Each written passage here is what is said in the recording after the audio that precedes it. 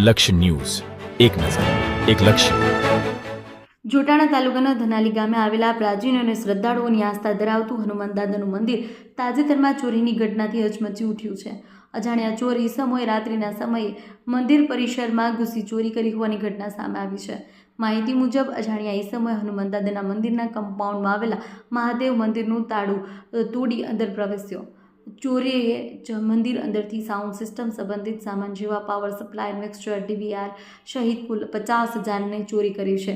આ મંદિર ઉપરાંત બહારના ભાગમાં આવેલી અંડરગ્રાઉન્ડ પાણીની ટાંકીમાં અંદરની મોટર એક, ટાંકીની બહાર રાખેલી મોટર એક તેમજ મંદિર પરિસરમાં લગાવેલ દિવાલના પંખા નંગ 2 ચોરી કરવામાં આવી. આ મળી કુલ 60,000ની ચોરી કરી છે. સવારના સમયે મંદિરના પૂજારી ભરતગીરી ગોસ્વામી મંદિર ખુલ્લું મૂકવા આવ્યા ત્યારે ચોરીની ઘટના સામે આવી. આ અંગે તેમણે તાત્કાલિક નંદાસણ પોલીસ સ્ટેશનમાં અજાણ્યા ચોર ઈસમો વિરુદ્ધ ફરિયાદ નોંધાવી.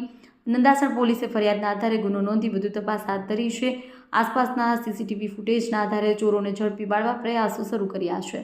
આ ઘટનાના પગલે ગામમાં રોષ અને ચિંતા વ્યાપી ગઈ છે. ગ્રામજનોએ મંદિરોના આસપાસના ધાર્મિક સ્થળોએ સુરક્ષા વ્યવસ્થા મજબૂત કરવા તથા પોલીસ પેટ્રોલિંગ વધારવાની માંગ ઉઠાવી છે.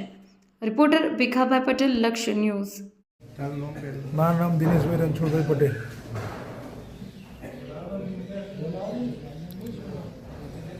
અમારા ગામમાં ચોરી થઈ છે હનુમાનજીના મંદિરમાં.